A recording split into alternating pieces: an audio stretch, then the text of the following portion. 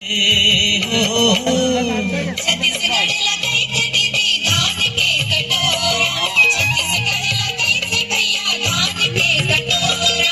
छत्तीसगढ़ के भूयमा हो, छत्तीसगढ़ के भूयमा भाग हमर जागरे जागरे।